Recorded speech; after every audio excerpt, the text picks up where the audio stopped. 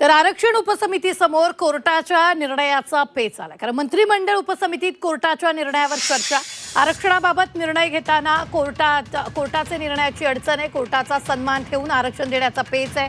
मराठा आरक्षणासाठी गठीत केलेल्या मराठा आरक्षण उपसमिती समोर आता मोठा पेच निर्माण झालेला आहे।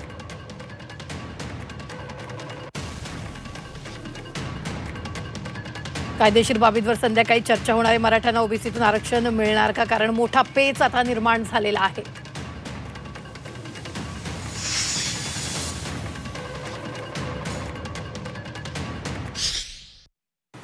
संख्या मिळालेली आपल्याला, नावं नाही आहे आणि त्याच्या संदर्भात मग कसं पुढे जायचं म्हणून आज आम्ही परत संध्याकाळी 5 वाजता आपल्या राज्याचे ॲडव्होकेट जनरल जे आहे त्यांच्या समेत परत बैठक आहे। त्यांना आम्ही आता माहिती सांगितली, माहिती पाठवली।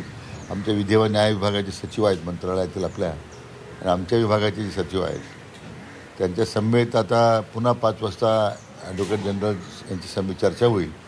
मग याच्यामधला जो कायदेशीर गुंता तयार झालेला आहे तर काय मार्ग निघू शकतो त्यामध्ये चर्चा झाल्याच्या नंतर मग काय समोर आपल्याला पर्याय उपलब्ध आहेत, मग पुढं आपल्याला जाणं त्या ठिकाणी पुढं निर्णय घेणं सोपं जाईल। तर या संदर्भात ताजे अपडेट देत आहेत आपले प्रतिनिधी ओम देशमुख। ओम आपल्याबरोबर जोडले गेलेत। ओम, आरक्षण उपसमिती समोर आता कोर्टाच्या निर्णयाचा मोठा पेच निर्माण झालेला आहे। रुबीना, खरं तर गेल्या 2 ते 3 वर्षापासून ज्या मराठा कुणबी आरक्षणाच्या मुद्द्यावरून जरांगे पाटलांनी आंदोलन सुरू केले त्या मराठा कुणबी आरक्षणाला खूप मोठं प्रश्नचिन्ह लागताना आपल्याला पाहायला मिळतंय। कुणबी म्हणून मराठा समाजाला सरसकट संबोधित करता येणार नाही अशा आशयाचे 2 निकाल आता हायकोर्टाच्या आणि सुप्रीम कोर्टाच्या माध्यमातून समोर येताना पाहायला मिळत आहेत। खरं तर आज संध्याकाळी मराठा आरक्षण उपसमितीची पुन्हा एकदा बैठक बोलवण्यात आली आहे। यामध्ये महाधिवक्ता यांना देखील या बैठकीत निमंत्रित करण्यात आले। ते सुद्धा हा जो पेच निर्माण झाला या संदर्भात सल्लामसलत करतील। नेमकं प्रकरण काय ते देखील आपण समजून घेण्याचा प्रयत्न करूयात। 2001 आणि 2002 सालची ही 2 प्रकरणं आहेत जी आधी उच्च न्यायालय आणि त्यानंतर सर्वोच्च न्यायालयामध्ये गेली। उच्च न्यायालयामध्ये 2001 साली एक प्रकरण गेलं, त्यामध्ये बाळासाहेब चव्हाण यांना मराठा समाजातले हे जे व्यक्ती होते त्यांना कुणबी प्रमाणपत्र दिलं गेलं। तेव्हा याला कुठेतरी चॅलेंज करण्यात आलं आणि यामध्ये 2003 ऑक्टोबर 2003 मध्ये या प्रकरणाचा निकाल समोर आला। मुंबई हायकोर्टानं असं म्हटलं की जर सदर प्रमाणपत्र मान्य केलं, कुणबी प्रमाणपत्र जे देण्यात आलं होतं ते जर मान्य केलं तर संपूर्ण मराठा समाज हा कुणबी आहे असं समजणं, असा निष्कर्ष काढणं सामाजिक मूर्खपणा ठरेल असं मुंबई उच्च न्यायालयानं 2003 ऑक्टोबरमधल्या निकालात स्पष्ट केलं होतं।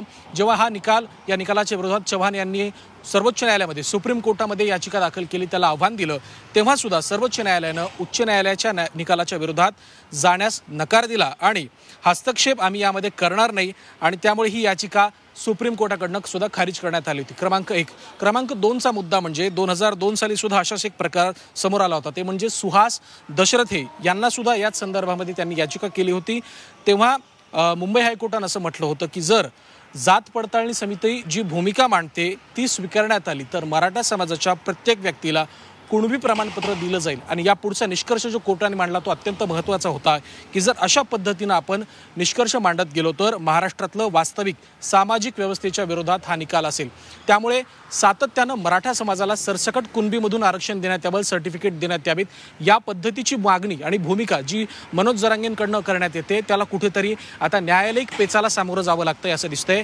कोर्टाच्या निर्णयाच्या विरोधात जाऊन सरकारला आरक्षण देता येणार नाही असं कायदेतज्ञांचं मत आहे। त्यामुळे महाराष्ट्राचे महाधिवक्ता आणि उपसमितीच्या बैठकीमध्ये नेमकी काय चर्चा होते आणि जर सरसकट कुणबी याला कायदेशीर आधार नसेल तर हे आरक्षण कसं टिकणार आणि कसं मिळणार, हा खरं तर एक सगळ्यात मोठा प्रश्न आता मनोज जरांगे आणि सरकार या दोघांसमोर हे असणार आहे। त्यामुळे मनोज जरांगे आता कोर्टाच्या या निर्णयावरती नेमकं काय म्हणतायत, कोर्टाचे जे रेफरन्सेस आहेत, त्याच्या ऑर्डर्स आहेत, त्या सगळ्या ग्राह्य धरून नेमकी आता जरांगेंची पुढची भूमिका काय असेल हे देखील पाहावं लागणार आहे। कारण जर कोर्टाच्या निर्णयाविरोधात जाऊन आरक्षण दिलं तर ते टिकू शकत नाही। त्यामुळे महाधिवक्ता नेमकं काय सांगतायत, उपसमितीसमोर चॅलेंज काय आहे आणि या नव्या पेचाला जरांगे कसं सामोरं जात आहेत पाहणं इंटरेस्टिंग असेल। रुबीना, निश्चित धन्यवाद ओम ताजे अपडेट देण्यासाठी। आम्ही वेळोवेळी तुमच्याकडून या संदर्भातले ताजे अपडेट घेत राहणार आहोत।